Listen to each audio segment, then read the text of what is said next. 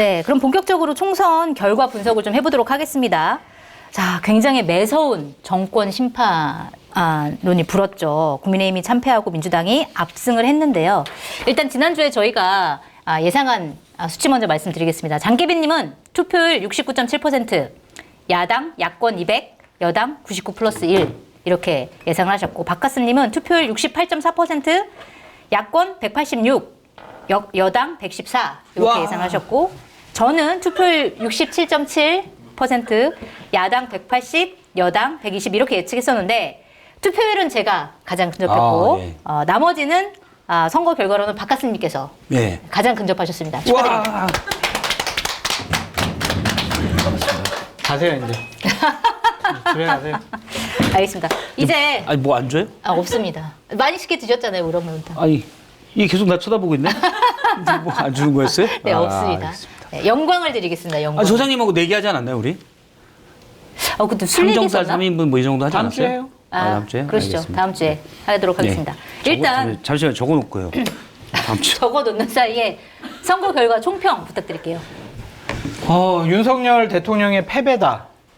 그렇게 볼 수밖에 대통령의 패배다. 없어요. 정권 심판론이 너무 높았거든요. 네. 그래서 뭐 민주당의 공천 갈등이라든지 이재명 당대표의 뭐 구설수, 그다음에 다른 후보들의 뭐 막말, 과거의 부적절한 언행들 이런 것들이 다 묻혔다라고 볼 수밖에 없죠.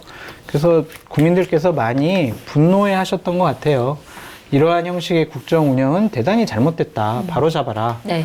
지난번 강서구청장 보궐선거에서 한번 회초리 때리셨는데 대통령께서 그때도 국민은 항상 옳아요 말만 하고 안 바뀌었잖아요. 네, 그렇죠. 그러니까 이번에 정말 몽둥이로 한 대 두드러 팬 것 같다라는 느낌이 들어요. 회초리가 아니라 몽둥이다. 네. 몽둥이다. 그 이런 두 번째 경고를 대통령실이나 국민의힘에서 잘 판단하고 느껴서 국정 운영 기조를 바꿔야 한다. 그렇게 말씀드려요. 알겠습니다. 윤석열 대통령의 패배다 이렇게 말씀하셨는데 어떻게 보세요? 이거는 민심의 준엄한 심판이죠. 네. 근데 이가 그 전에 2020년 총선도 103석 당시에 이제 당시 이제 미래통합당 성향에 해도 107석이었기 때문에 뭐 그때랑 비슷하네라고 생각할 수는 있지만 네. 지난번에 민주당이 그렇게 많이 가져간 것도 2020년에 87년 이후로 처음이에요. 맞아요. 예. 공원법 이후로 처음으로 그렇게 됐거든요. 네. 근데 그건 코로나19라는 이례적 상황, 전 세계적인 미중의 상황 때문에 불안한 국민들이 여당에 표를 몰아준 거예요. 물론 뭐 야당에서는 코로나 지원금도 효과가 있었다라고 주장을 하지만 그런 여러 가지 외부 변수들이 있었거든요. 근데 지금 그런 거 없잖아요. 네. 그런데 그때와 비슷한 참패를 당시 미래통합당의 후신인 국민의힘이 받았어요. 네. 더군다나 집권 여당인데도. 그러니까 그게 가장 중요하죠. 사실은. 그렇죠. 네. 우리가 이 의미를 명확히 알아야 돼요. 그러면 민심이 왜 준엄했냐? 준엄은 대문자로 크게 써야 되는 건데 네. 민심이 이렇게 그냥 있다가 이때쯤 준엄하게 한번 심판할까? 이게 아니에요. 준엄하게 심판받을 일을 했으니까 심판하는 겁니다. 네. 그래서 저는 대통령의 무도한 국정운영 방식, 이것은 그냥 얘기 드리면 사실은 저는 뭐 가장 적합한 표는 무대포라고 보는데 네. 무대포 뭐 별거 생각 안 주고 그냥 밀고 나가는 거예요. 이거 대포는 사실 일부이긴 한데 그 사전에도 올라와 있긴 하더라고요. 무대포한 방식이 너무 과도했기 때문에 민심이 그냥 웬만하기만 해도 그냥 아유 이러다가 이건 도저히 참고 볼 수가 없다. 심판을 해야 된다. 그래서 준엄하게 심판한 겁니다. 과거와 비슷하다고 해서 정부 여당이나 또는 대통령실이 뭐 지난번이랑 사실 의석수 비슷한 거 아니야? 이렇게 생각하면 안 돼요. 지난번에 있었던 거는 미중의 국제적 위기에서 나왔던 거고 네. 이번 건 아무것도 없는 데서 나왔다? 그러면 그게 왜일까라는 거에 대한 저는 먼저 고민이 대통령실이 해야 돼요. 네. 예. 알겠습니다. 자, 그리고 두 분이 이미 이제 왜 국민의힘이 졌는지에 대해서 좀 말씀해 주셨는데 이건 이제 윤석열 대통령의 실패다. 두 분이 둘 다 이렇게 말씀해 주셨습니다. 국민의힘은 잘못한 거 없나요? 어떻게 보세요? 저는 본질적인 건 윤석열 대통령의 무대포적인 국정운영 방식에 대해서 민심이 강하게 했다. 여기에 이제 정황을 얘기하면 예를 들어서 지난 2월까지만 해도 여론은 어떻게 되냐면 민주당이 공천 파동했을 때 네. 민주당이 상당히 안 좋았습니다. 당시 민주당 내에서는 이러다간 수도권에서 유리함이라는 이점을 가지고 있으면서도 120석대밖에 못할 수도 있다는 위기감이 나왔어요. 근데 3월 초에 어떤 일이 있었냐면 이종섭 대사의 호주론이 있었잖아요. 아, 네. 그러니까 저는 이 문제가 상당히 크다고 반복적으로 얘기해 왔는데 예를 들어서 이런 거예요. 디올백 문제가 많죠. 저도 문제가 많다고 생각해요. 근데 일부 윤석열 대통령의 지층에서는 야, 예를 들어서 이 자리에서 서로 이렇게 논쟁을 벌이고 있다고 해봐요. 네. 그러면 디올백 문제잖아. A가 네. 뭐 중도층이나 민주당 지층에게 B가 그거 몰카에 당했잖아. 당했어도 문제잖아. 이렇게 옥신각신해요. 네. 그렇죠? 네. 예를 들어서 그 전에 바이든 날리면 야, 너 들어봤어? 바이든이잖아. 야, 말한 사람이 알지. 네가 어떻게 알아? 말한 사람이 날리면이라는데 옥신각신이 생겨요. 네. 근데 이종섭 대사 문제는 야, 거기 호주 대사에 보낸 게 말이 돼? 이 사람이 있다가 야, 그건 네 말이 맞네? 방어할 논리가 없어요. 논리 왜 자체가 없다. 장관급을 호주 대사에 보낸 적이 없어요. 네. 원래 문재인 정부 때는 2급이 가던 자리를 1급으로 올렸었어요. 네. 제가 문재인 정부 때 외교에 있던 분에게 들어보니까 호주 캔버라에 할 일이 없어가지고 대사가 가면 별명이 캔담사래요. 캔담사. 네. 예, 예전에 그러니까 그렇게 사실은 물론 좀 달라졌겠지만 환경이 그렇게 이제 적적한 데다 이런 얘기를 하는데 그러면 왜 보냈을까? 차장백 순직 사건의 수사 외압 의혹 때문이라고 보는 게 타당하잖아요. 이분이 A가 그것 때문이잖아 라고 하면 B가 대통령을 계속 실드 쳤던 B가 실드 치려고 하니까 할 말이 없는 거예요. 네. 지켜보던 C가 중도층이었다고 봐봐요. C가 이건 진짜 문제 있지. 그런 변곡점이 저는 이종섭 대사 문제 나왔고 B, C가 혹시 내가 그때 방어를 못했나? 더 할 수 있는 게 없었나? 라고 고민할 때 네. 황상무 수석의 발언이 터졌고 아 이거 안 되네 이렇게 했을 때 대파 사건까지 터졌죠. 이거 이제 쓰리콤보가 네. 터지면서 뭔가 국민의힘에서 방어하기조차 힘든 약간 그렇죠. 그런 상황이었다. 이건 제가 그냥 이렇게 표현해서 알기 쉽게 표현했지만 네. 상식적인 선을 넘어선 거예요. 이종섭 대사 문제가 사실은 변곡점이었다. 그리고 국민의힘에서 제대로 방어할 수 있는 논리조차가 없었다. 이렇게 말씀해 주셨는데 국민의힘 실제로 뭐 어떻게 국민의힘이 잘할 수 있는 부분이 없었나요? 어떻게 보세요? 할 수가 없었죠. 이종섭 호주 대사를 국민의힘에서 뭐 임명하라고 하지도 않았고 황상무 수석한테 야 회칼 얘기해 막 이러지도 않았었잖아요. 대통령한테 거의 농수산물 거기 농협 가가지고 파들고 합리적이라고 얘기하세요. 이거 다 몰라요. 네. 대통령이 결정하고 대통령 일정과 메시지잖아요. 그런 것들을 사후적으로 이거 잘못됐으니까 이거 고치세요, 잘라버리세요 이렇게 할 수 있지만 사전에 그러한 일들을 컨트롤할 수가 없었다. 그래서 국민들이 그래 윤석열 혼내줘야 되는데 이재명이 공천 파동 이뤄내니까 대안이 이재명이 아닐 것 같아 민주당 못 찍겠네 하는데 윤석열 정권 심판하는 결정적인 발화점을 스스로 마련했다. 자기 몸에다가 그냥 자기 스스로 네. 불지른 것 같아요. 근데 그것이 되게 따갑고 아픈지를 아직도 모르는 것 같다라는 생각이 그래요? 들어요. 네. 네. 오늘도 50일자 입장 발표밖에 없잖아요. 국정쇄신하겠다. 네. 했던 얘기예요, 그거는. 이미 했던 작년에 얘기다. 네. 강서구 보궐선거에서 졌을 때 똑같은 얘기를 했어요. 찾아보세요, 그냥. 네. 국민은 항상 옳다라는 얘기 그때도 하셨고 바뀌지 않을 것 같다라는 생각이 들어서 더 큰일 났다라는 생각이 들고 네. 하여튼 뭐 뒤에 얘기하시죠. 알겠습니다. 반성문이 추상적이면 반성 안 하는 거예요.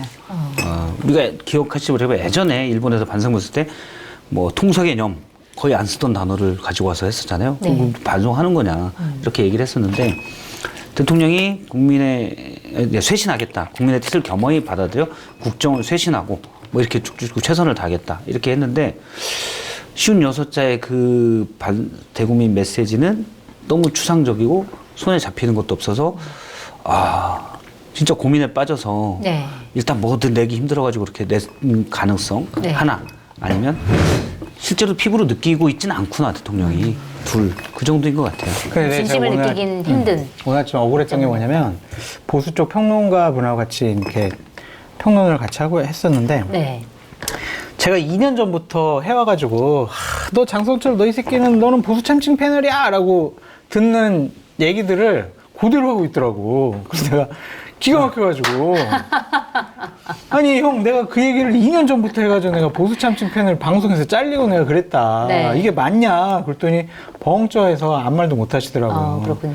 그러니까 이제 보수 쪽에서는 그동안 계속 억눌러 왔던 거죠. 그냥 드러내면 우리 치부가 드러내면 스스로 뭐 지지율을 깎아먹는다. 우리 스스로 왜 치부를 드러내냐 이런 생각이었던 것 같은데 정치에서는 자기 정화 기능이 없으면은요 네. 결국 남이 나를 심판합니다. 그것이 국민이 투표를 통해서 심판을 하는 거죠. 그러기 전에 정리를 했었어야 되는데 그 점이 너무 안타깝다. 뼛속까지 태어날 때부터 네. 보수파인 장성철이 상당히 지금 이 상황을 안타깝게 보고 있다라고 우리 말씀드립니다. 장계빈님 말만 들었어도 이런 일까지 벌어지지 지금 않을 아마 텐데. 200석 얻었을 거예요. 그 이준석 대표 얘기랑 같네요. 네. 이준석 대표가 한동훈 위원장 했던 얘기 내가 다 했던 얘기다. 그렇게 얘기했는데 지금 네. 마찬 비슷하네요. 다 했던 얘기. 네. 진즉 내 말을 들었으면 그런 건데. 근데 뼛속까지 태어날 때부터 보수 입한 걸 어떻게 하는 거예요? 태어날 때? 저는 그냥 본능적으로 그냥 보수파인 것 같아요. 그냥 딱 느낌에. 태어나고 보니까 응애 하고 나는데 이런 난 보수였군. 이렇게. DNA에. DNA에 알겠습니다. DNA 보수가 새겨져 있나요? 그래서 막 그때도 오른쪽으로 눕고 막 그랬다. 그게 있었네. 본능의 본능. 오른쪽으로 그렇구나. 디비졌다. 오케이, 알겠습니다. 아니 근데 왜 뒤집기 할 때 그러냐면 오른쪽으로만 했다. 대학교 1학년 때 이제 농활 갔었거든요. 농활 뭔지 아시죠? 알죠. 농촌에 이제 우리가 도와주러 가는 가는 건데 네. 그때는 좀 이렇게 학생 운동하던 사람들이 많이 가잖아요, 농활은. 네. 근데 거기에 청년 회장님이 저랑 이렇게 얘기했더니 장성철 씨는 보수 우파 같대. 당신들은 당신은 항상 보수를 찔 것 같다고 그러더라고. 그러니까 그냥 제 말이나 행동에서 나타나는 것 같아요. 저 버스까지 진짜 보수라고요. 나 진짜 KBS 출연하게 해달라고. 왜 자꾸 나를 KBS 잘라? 왜? 빌드업이었구만. 알겠습니다. 자, 굉장히 많은 지역구에서 접전을 벌이고 굉장히 네. 화제가 됐던 지역구도 많은데 딱 한 곳씩만 좀 꼽아주세요. 가장 화성을이죠. 네. 이준석 화성을. 대표. 네. 정말 저런 기적을 극적으로 이뤄낼 수 있을까라고 흥미로운 눈으로 쳐다봤는데 선거 투표 3일 전부터 네. 지역 민심이 바뀌는 것을 신무자들이 체감을 했대요. 근데 실제로 그렇게 얘기했을 때 많은 사람들이 그냥 그렇게 얘기하는 걸 거야 이렇게 많이 여겼잖아요. 그러니까 투표 사실은. 전날 천하람 위원장이 방송에 나가지고 골든 크로스예요. 이미 우리가 이겨요. 막 네. 이렇게 얘기했는데 저도 그냥 반신반의했거든요. 그냥 이겼으면 좋겠다라는 얘기를 방송에서 많이 했는데 그러한 극적인 역전승을 이뤄낸 것은 이준석 대표도 훌륭하고 거기서 함께 선거운동을 했던 분들 그리고 그쪽에 지지했던 외부에서 온 분들이 정말 많은 노력을 해가지고 이뤄낸 것이 아니냐. 정치학 교과서를 다시 써야 할 만큼 네. 정말 역사적인 획기적인 사건이다라고 말씀드립니다. 네. 저도 이제 사전투표 전전날인가요? 제가 뭐 다른 방송 때문에 이준석 대표 인터뷰가 있어서 그 캠프에 밤늦게 갔거든요. 네. 근데 막 지지자들이 와서 인사고 10시쯤에 캠프에 그렇게 하더라고요. 분위기가 좋고. 저는 이준석 대표가 도전을 세게 했는데 지역구 출마란 저는 그건 이준석 대표의 선택이라고 보는데 도전을 했는데 여론조사상은 쉽지 않아서 약간은 회한도 있고 낙심도 있을 것 같아서 그런 부분을 거의 좀 더블 스코어였잖아요. 네, 그런 부분을 좀 그런 부분에 대한 본인의 솔직한 얘기를 듣고 싶어서 갔는데 그때도 일단 이거 충분히 우리가 이길 수 있다. 네. 반응이 좋다는 기대가 있더라고요. 근데 그거는 본인의 이제 긍정적 의지였던 것 같고 근데 결정적인 장면은 저는 어머니의 눈물이다. 그렇게 봐요. 선거 3일 전에 있었던. 그러니까 그 부분을 이준석 대표도 물론이고 윤석열 대통령, 한동훈 위원장 다 잘 알아야 된다고 생각하는데 사람의 마음을 움직이는 거는 울컥함이거든요. 눈물, 다른 사람의 얘기를 듣고 거기서 울컥함이 사실 우리가 울컥함은 머릿속에서 생각하기 전에 심장에서 울컥하는 거예요. 그거는 이 사람과 내가 우리가 아파트에서 손가락을 꽂지 않아도 공감이 이루어지는 거거든요. 그게 실제로 사람의 행동을 움직이는 걸로도 되는데 이준석 대표가 지금까지 다 했던 논리로 토론해서 논리로 상대방을 이기고 사실은 본인이 일단 유능하고 똑똑하고 전 되게 훌륭한 정치적 자산이라고 생각을 해요. 그런데 그런 부분이 전 이준석 대표가 좀 부족했다고 생각을 하거든요. 어떤 거요? 마음을 움직이게끔 하는 부분들. 네. 그러니까 다른 사람의 마음을. 그거를 근데 이준석 대표의 어머니가 움직이게 만든 거예요. 눈물로써. 네. 그러면 공감을 하고 저 사람을 내가 지켜주고 싶다라는 게 생기잖아요. 네. 이준석 대표가 그걸 좀 알았으면 좋겠고 저는 그런 면에서는 더 공감 능력이 대통령이나 한동훈 위원장이 없다라고 생각으로 그건 전 직업적 특성도 있다고 생각을 해요. 왜냐하면 검사들은 수많은 사건과 피해자를 보잖아요. 네. 그러면 좀 무뎌지게 돼요. 실제로. 네, 우리가 어떤 그런 그러니까 어떤 보통의 사람들이 눈물을 흘릴 장면들을 보고도 눈물이 잘 안 나거나 네. 그냥 T로 생각을 하죠. 제가 볼 때 한동훈 위원장도 굵은 고딕 T예요. 네. 휴먼 명조체도 아니고 네. 굵은 고딕 T여서 제 추정인데 그럼 공감을 못하죠. 그러면 사람의 마음을 움직일 수가 없습니다. 알겠습니다. 격전지 화성을 꼽아주셨고 화성을 뭐 동의하세요? 같은 저는 화성을도 눈여겨볼 만한 장면이고 네. 또 하나는 부산 수영. 수영. 네. 네. 민주당 후보가 될 줄 알았는데 결국에는 국민의힘 정현욱 후보가 됐잖아요. 네. 장해찬 후보가 무소속으로 20몇 %는 그래도 얻을 줄 알아서 표를 갈라치기 할 줄 알았는데 10% 내외밖에 10% 좀 넘게 이것밖에 네. 받지 못했어요. 그건 부산 민심이 작용을 한 것 같다. 어떤 면에서 보면 장해찬 후보한테 별로 나쁘지 않은 결과였다는 생각이 좀 들기도 해요. 왜냐면 본인 때문에 민주당이 네. 당선됐으면 더 사실은 문제가 그렇죠. 있었을 텐데. 근데 그런 것들을 이제 장해찬 후보가 사실은 잘 됐어라고 생각할 스타일은 아닌 것 같아요. 그렇군요. 네, 그분 입장에서는 그렇게 네. 생각할 건 아닌 것 같고 네. 대신 거기서 눈여겨볼 만한 건 부산 민심이 그러니까 한동훈 비대위원장이 줄곧 얘기한 개헌 저지선은 지켜주세요라는 게 조금 먹혀서 네. 그러면 부산 수영에서 한석을 민주당에 줄 수는 없잖아. 이런 게 이제 마지막에 작용한 거를 볼 수 있는 바로미터가 아닐까라고 네. 생각을 해요. 저는 또 하나 감동적인 부분은 김재섭 아우. 위원장이 된 굉장히 도봉갑입니다. 이제, 예, 저 화제의 사실은 지역이죠.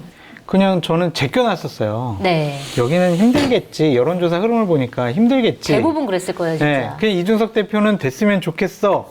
그런 희망과 바람이 있었지만 김재섭 위원장도 제 친한 동생이라서 됐으면 네. 좋겠는데 여론조사 보니까 이건 안 되겠더라고요. 그래서 생각도 못 하고 있었는데 돼가지고 어젯밤에 제가 통화를 했거든요. 네. 그래서 제가 첫 마디가 재섭아 너무 고맙다 그랬어요. 그러셨구나. 당선돼서 너무 고맙다. 아니 의원님한테 반말을 하고 그러세요. 그래서 내가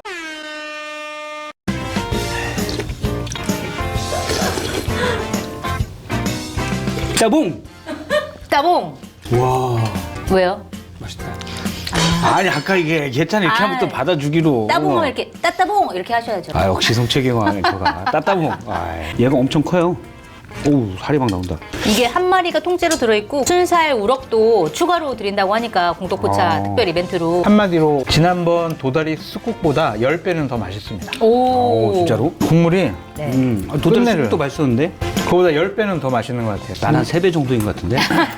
기가 막히게 맛있다라고 할 정도로 근데 국물이 진짜 맛있긴 해요. 강추합니다. 이거 꼭 사서 드셔보십시오. 오늘 준비한 상품은 통영 우럭 매운탕과 순살 양념게장, 통영 볼락 무김치입니다. 구매 방법은 네이버에서 통영해인을 검색하시면 되고요. 어젯밤에 제가 통화를 했거든요. 네. 그래서 제가 첫 마디가 재섭아 너무 고맙다 그랬어요. 그러셨구나. 당선돼서 너무 고맙다. 아니 의원님한테 반말을 하고 그러세요. 그래서 내가 오늘까지만 재섭이라고 부르고 내일부터는 내가 김 의원님이라고 할게 그랬더니 재섭이가 또 사람이 워낙 고탕하고 좋잖아요. 네. 아유 한번 형님이 형님이죠. 재섭이라고 불러주세요. 막 이러더라고요. 그래서 너 역시 최고다. 네. 그 너무 기분 좋았어요. 저도 이제 저만의 엑셀을 쓰고 있는데 쭉 254개 지역구를 제가 다 누가 이길 것 같고 여기는 경합이 너무 쪽. 근데 도봉갑을 제가 여론조사에서는 뭐 지거나 뭐 이런 박빙이거나 지거나 이렇게 나와도 제가 여기는 민주당이 약간 우세 정도 결과는 두고 봐야 돼로 체크를 했었어요. 근데 이제 여기가 처음에 출구조사에서는 지는 걸로 나왔다가 그렇죠. 나중에 박빙으로 이겼죠. 그건 다 김재섭 후보의 힘이다. 그리고 또 하나는 민주당에서 이제 잘 모르는 네. 안기령 후보를 공천을 했고 도봉갑이 원래 민주당이 계속된 데거든요. 그렇죠. 그런데도 이렇게 됐다는 것은 민주당의 공천 과정이 그분에서 사실은 미흡했다. 미흡했다라고 생각을 합니다. 중간에 김어준 씨가 한 차렷! 절 이것도 큰 영향을 끼치지 않았을까. 네. 거기에 그냥 저 사람 말에 저렇게 절하는 게 맞나? 뭐 이런 생각을 주민들이 하지 않았을까? 네. 알겠습니다. 사실 의석수 구도를 보면 지난번 총선이랑 크게 차이가 없어서 민주당을 포함한 범야권이 많은 의석수를 얻긴 했지만 어쨌든 개헌선까지는 못 갔고 그렇다고 하면 지난번 총선과 크게 다르지 않는 거 아니야? 라고 생각하는 사람이 있을 테고 그다음에 지난번에 180석 얻었을 때도 윤석열 정부를 제대로 견제하지 못한 거 아니야? 민주당이 이렇게 생각하시는 분들이 있으실 텐데 그렇다고 하면 민주당은 22대 총선에서는 좀 어떤 역할을 해야 된다고 보세요? 사실은 지난번 180석하고 이번에 야권을 합쳐서 192석은 성질이 많이 다르죠. 네. 일단 그게 결성된 것부터 앞서 말씀드렸지만 코로나19 때 된 것과 그건 이제 윤석열 정부 입장에서 다르고 저는 근데 지금 사실은 뭐 개헌을 많이 얘기하지만 사실 쉽지 않은 측면도 있을 거고요. 네. 거기에 대한 충분한 고민이 이루어져야 가능하지 네. 힘으로 밀어붙이는 개헌은 저도 개인적으로는 반대입니다. 네. 그러니까 그거는 당연히 우리가 오랫동안 지켜야 될 헌법을 만드는 과정은 당연히 오랫동안의 수고와 합의 이런 절차들을 따라야 된다고 저는 생각을 해요.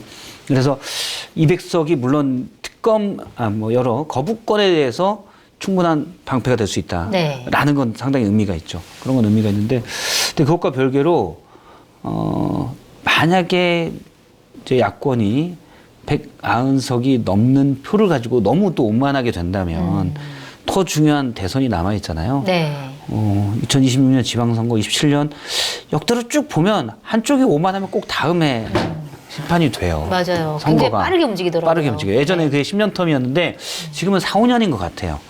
그래서 오히려 지금은 이재명 대표가 잘 말은 했는데 네. 계속 겸손해야 된다. 그러니까 법안을 얘기할 때도 너무 무리하지 않게 네. 이렇게 생각하고 저는 조국혁신당 그건 좀 이따 얘기가 나올 거니까 네, 그때 네. 하시죠. 뭐. 예. 알겠습니다. 민주당의 역할 어떻게 해야 되나 보세요? 자신들이 예전에 개혁을 하겠다라고 생각한 법과 제도를 본인들에게 불리하더라도 이번에 이루어냈으면 좋겠어요. 네. 그러니까 2022년도 이후에 방송사법 같은 경우에 자신들이 야당 때 주장을 했었는데, 총선도 180석 이상 얻고, 야당은 질이 멸렬하니까 우리 문재인 정권 5년, 10년, 20년 다 해먹을 수 있겠네? 언론개혁하지 말자. 이렇게 돼버렸잖아요. 네. 그런 불리한 것. 하지만 대한민국 미래를 위해서 제도적으로 갖춰야 할 것들을 이번에 제대로 개혁해내면 국민들이 민주당 달라졌네? 와, 저렇게 대한민국 미래를 위해서 자신들의 불리함을 감내하고도 충분히 제도를 개선하는구나. 그런 인식을 줬으면 좋겠어요. 네. 그러니까 힘자랑 해야죠. 그런데 힘자랑 해야 되지. 막 이제 윤석열 정권 심판한다고 특검 법안 1, 2, 3, 4, 5, 와, 윤석열 물러가라! 막 이런 식으로 하면은 네. 이거는 또 다른 역풍을 불러일으킬 수 있다. 제도적인 개혁, 개선하는데 힘자랑하시라. 그렇게 말씀드려요. 그러면 그런 부분들을 정말 민심이 나중에 알아줄 것 같아요. 그럼요. 예를 들어서 구체적으로 얘기하면 이제 KBS 한국공영방송 그 사장을 뽑는 법이 있어요. 네. 그게 관례적으로 그냥 여권이 많이 가져가고 야권 제가 숫자가 지금 명확히 기억이 안 나는데 그렇게 되는데 박홍근 의원이 과거 오래전에 낸 법이 어떻게 네. 되면 여권이 6명 그러니까 대통령 포함해서 여당이 6명, 야당이 5명 임원진을 뽑게 돼 있어요. 네. 그래서 뭔가 의결을 하면은 특별난건으로 3분의 2 찬성이 돼서 야권에서도 찬성을 해야 돼요. 그러니까 일종의 비토권을 만들어주는 거죠. 네. 그리고 과격한 인사가 KBS 사장이 못 되게 합리적인 인사가 하게 만든 법을 민주당에서 과거에 네. 오래전에 발의를 했었는데 당시 문재인 정부 때 문재인 대통령이 그럼 너무 이도저도 아닌 사람이 되는 거 아니야? 라고 하면서 안 됐죠. 네. 자, 그 피해를 지금 누가 보냐? 박민 사장이 왔잖아요. 네. 내가 봤어요. 어쨌든 여당이든 야당이든 이권 자기의 이득을 생각하지 말고 해야 할 그렇죠. 법은 하자. 이런 이제 취지로 말씀을 하셨고요. 자, 일단은 장 소장님 봤구나. 피해 그래서 방송법 얘기하셨구나. 피해자. 네. 민주당 나빠요. 그 법을 통과되지 않으면서 피해를 본 분이 여기 계시고요.